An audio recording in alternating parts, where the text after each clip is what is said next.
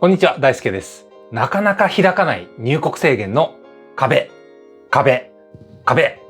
ということではありましたけども、ほんの少しだけアジア圏にも光が見え始めたような気がします。菅内閣発足から数日で開始された日本政府による緩和。これがね、本格化する見通しが立ち始めました。タイですとかシンガポールについても観光ビザというキーワードが出始めましたよね。各国間の協議として定着しつつあるビジネストラック、その上に成り立つであろう観光トラックということで、本動画はそういった渡航緩和に関する最新動向を知りたい方に向けて毎月2回ずつですね、発信しているものです。主要な30カ国以上、世界の渡航ハードルの状況を短時間で理解できる内容となっています。入国制限シリーズ本日第9回目になります。ラインナップはこちら。1、外国人の受け入れに踏み切った日本政府。菅内閣発足後の動きが激しいという話ですけど、本動画でも改めてこの詳細をお伝えしていきたいと思います。2、アメリカから渡航客を受け入れ始めた世界各国。3、アジア圏観光再開の動き。4、今後の制限緩和の見通し。こちらの4本で参ります。本チャンネルでは世界各国への渡航緩和の最新状況をお届けしてまいります。コロナ明けの海外行き待ち望んでいる方、チャンネル登録をしてぜひ一緒に仲間になりましょう。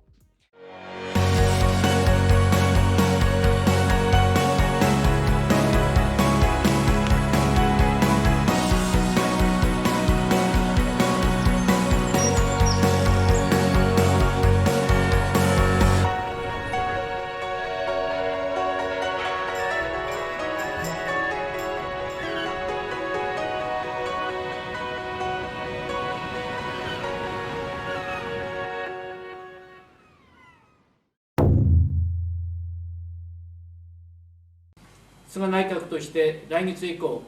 観光客以外については日本人、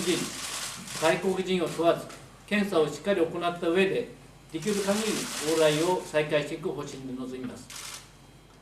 外国人の受け入れに踏み切った日本政府のお話です。まず押さえたいところは10月からですけど、全世界からの新規入国の受け入れ、一部再開していく動きありますよね。菅内閣が発足したのが9月の16日。この報道のリーク記事が朝日新聞から出たのが9月23日でしたね。そして菅首相の会見コメントで渡航緩和について触れられたのが25日。だったということなんですね。内閣発足から2週間も経たないうちに緩和の決定をした日本政府ということになりますけど、9月後半大きな動きがありましたよね。要約するとね、こういった動きでした。外国人の入国の一部再開が10月から行われますと。対象は中長期の在留資格の全ての新規ビザ発行。外国人留学生の入国も全面解禁とありました。おそらくですね、このタイミングで私費留学生も含めていくものと思われます。短期滞在も一部受け入れるんですけど、観光客は認められないということですね。1日あたりの入国キャパシティ、これまでの入国制限緩和の対象国としていた16カ国、こちらがね、1600名。それ以外の国が1000名を目指して、このね、キャパシティを設けられていくということでした。合計で1日2600名の外国人の入国を実現していこうという話ですね。ここの数字はですね、とても流動的だと思われます。というのも、空港の検査能力に依存する話だからなんですよね。報告の詳細はこちらの動画でアップしていますので、まだの方、ぜひご覧ください。あとはですね、2週間の隔離措置などのルールに従わない場合のね、リスクについてもこちらでお話をしております。それでは次行きましょう。2、アメリカからの渡航客を受け入れ始めた世界各国という話ですね。前回報告の時にアメリカ政府は9月の中旬から特定国からの渡航者に対して空港での水際対策として強化していった健康スクリーニング検査取りやめる計画についてお伝えをしていました。今回についてはその逆でして、アメリカ市民がアメリカから海外に渡航をすることが実はね、でき始めているっていうお話なんですね。アメリカについては全体的な感染者の数、絶対数がまだ多い状況ですよね。そんな中でありますけど、実はアメリカ市民の渡航が世界的に緩和されてきつつあるよという事実については、こちらの記事で確認ができます。CNN が9月27日に報じたニュースですね。どの国が米国の観光客を歓迎しているのか調べてみたという記事でした。皆さんにはこちらの世界地図を見ていただきましょう。緑色の国に注目してみてください。アルバニア、ベラルーシ、ブラジル、ドミニカ共和国、メキシコ、北マケドニア、セルビア、トルコ、ザンビア。これら9カ国がアメリカからの渡航を制限なしに受け入れている国と報じられていました。それではね、黄色の国も見ていきましょう。こちらは渡航前後での PCR 検査ですとか入国後の隔離措置などの条件はつくものの、それに従えば渡航そのものは可能になるという国々なんですね。黄色の国の数は多いですよね。全部でね34カ国ありました。中南米、アフリカ、ヨーロッパの各国がアメリカからの渡航者を条件付きでも受け入れ始めてるというね、こういう図式に見えますよね。おおよそ人口あたりの感染者率でいうと、高めの国が多い、そんな印象です。比較的感染者が少ないアジア圏はね、じゃあどうなんだというとですね、制限付きでもアメリカからの入国許可している、黄色の国があるんですよね。例えばこれらです。バングラディッシュ、カンボジア、韓国。これらですね。各国の貿易措置の強制度合いというのはね、それぞれ違うでしょうから、一概には言えないんですけど、これらあくまでも僕の考えではありますけど、入国者に対して PCR 検査をして、さらに2週間の隔離措置を行う。それもズルができないように、例えば Bluetooth バンドなどを用いた監視を行うなどの対策を施せばですね、理論的には感染を防ぐことっていうのはできるんじゃないかなというふうに理解をしています。アジア圏についても、アメリカに対する渡航緩和が進んでいくっていうのは、時間の問題なのかもしれませんよね。日本政府としても観光目的での受け入れっていうのはまだね、スタートはしてないんですけど、すべての在留資格において新規ビザ発行、アメリカを含めて始めていこうというわけですから、受け入れキャパシティが拡大していけばですね、観光目的についても将来的に開放されていくのは時間の問題だと思います。ではですね、一方で日本人がアメリカに入国するときにあたっての条件、これにね、変化があるかという話なんですけど、これはですね、前回の報告から大きな変化はないものと見ています。日本からのアメリカへの渡航、ビザ免除措置が有効ではありますので、申請済みのエスタの番号とパスポートがあればですね、一応渡航はできるというふうに理解をしています。到着後に2週間の自主隔離が必要という形であるので、引き続き余裕を持った計画を立てていくことが必要になるでしょう。この入国後の14日間の隔離措置が必要な点、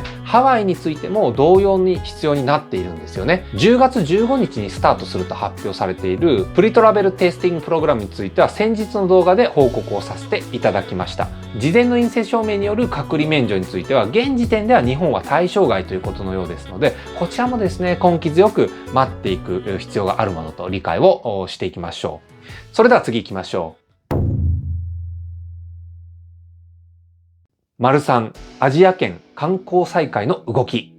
今見えているアジア圏の動きとして3つの国について報告をさせていただきます。タイ、シンガポール、そして日本ですね。まずタイについてはこちらの動画でもご紹介をさせてもらってます。ทางการเปิดรับนักท่องเที่ยวประเภทพิเศษหรือ Special Tourist Visa หรือ STV นะคะตามที่ STV ということで長期滞在者を対象とした特別観光ビザがですね、10月にスタートする見込みなんですね。詳細なレギュレーションが気になる方、後ほどこちらのね、動画を見てもらえればと思います。そしてシンガポールですね。ニュージーランドとブルネイに続いてベトナムとオーストラリアからも観光客の入国を緩和していこうというね、シンガポール政府の動きがあるんですよね。こちらです。シンガポールでは今月から新型コロナウイルスの感染リスクが低いと判断した国、地域からの入国制限を順次緩和すると表明。すでにブルネイとニュージーランドからの渡航者は観光客でも隔離不要で入国できるようになっていて、今回の2カ国を加えるとその対象は4カ国に拡大することになります。入国希望者は事前にエアトラベルパスの申請が必要。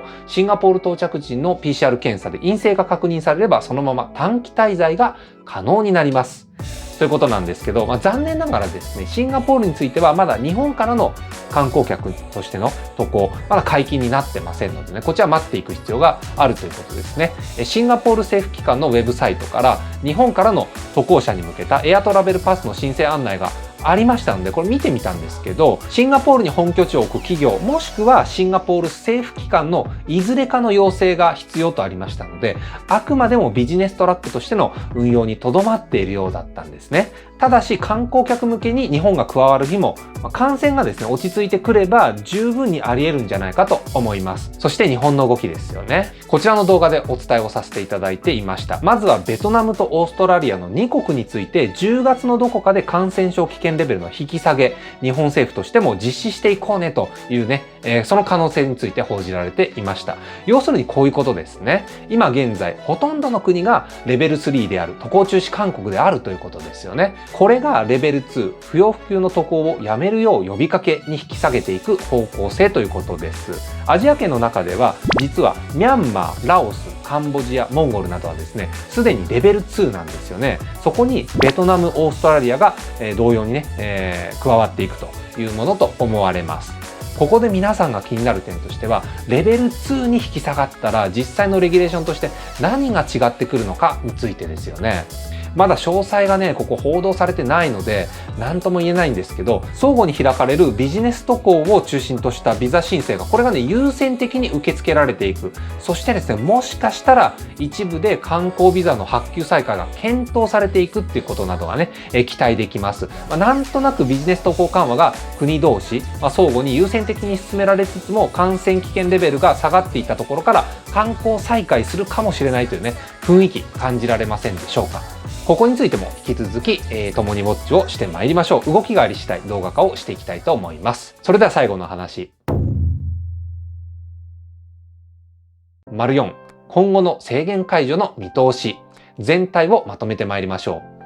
アジア圏、年内ビジネス渡航緩和を推進。この先の渡航再開のタイミングについては要注目。特にタイ、シンガポールの観光客受け入れの動きには注目をしていきたいところなんですよね。そして欧州です。すでに緩和ムード。再度の入国制限に注意が必要。ウクライナについては8月の感染増の影響でですね、9月28日まで渡航制限が再開してしまっていたんですけど、外務省の情報をね、本日時点で見る限りですけど、予定通りに9月28日を最後にしてですね、入国制限の解除行われたようですので、今現在は制限なしに渡航可能な状態に戻ったようですよね。こういうふうにですね、部分的な渡航制限については引き続き注意が必要というふうに見ていいんじゃないでしょうか。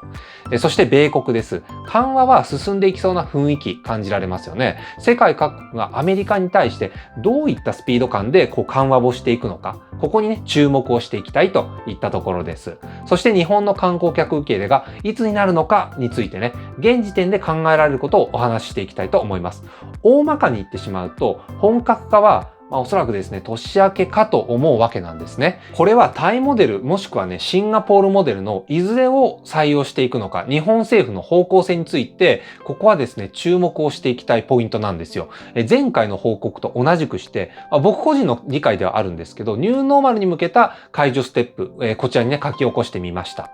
ビジネスビザの再開、留学ビザの再開、14日間隔離措置の解除、観光ビザの再開、ビザ免除措置の復活、PCR 検査の解除、そしてニューノーマルということですね。このうち観光ビザ再開のタイミングが14日間隔離のね、解除の前になるのか、後になるのかが要注目ポイントと見られます。まだね、これどちらになるのかっていうのは分からないんですよね。これどういうことかというと、タイとね、シンガポールを例に挙げるとすごいよく分かります。タイに関しては、隔離を前提に、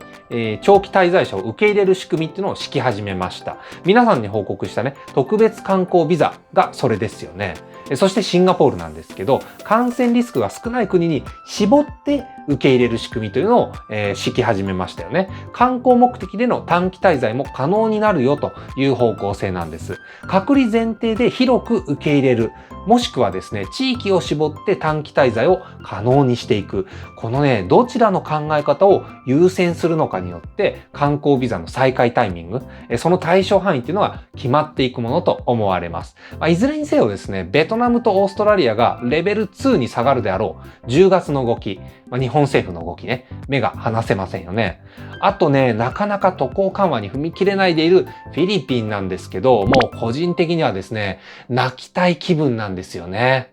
今日見ていただいた通り、アジア圏はすでに動き出し始めています。10月末、ドゥテルテ大統領が MGCQ、そしてね、年末にはニューノーマルになってくれること、周辺国の動きも見つつ判断をしていってほしいものです。皆さんの中にもね、僕と同じような心境で、なんとか踏ん張っていらっしゃる方、多くね、いるんじゃないかと思います。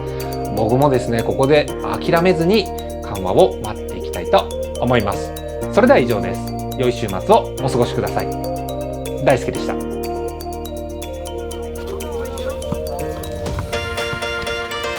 Say hi first. Say hi.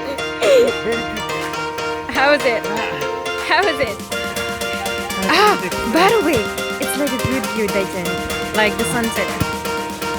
The sunset.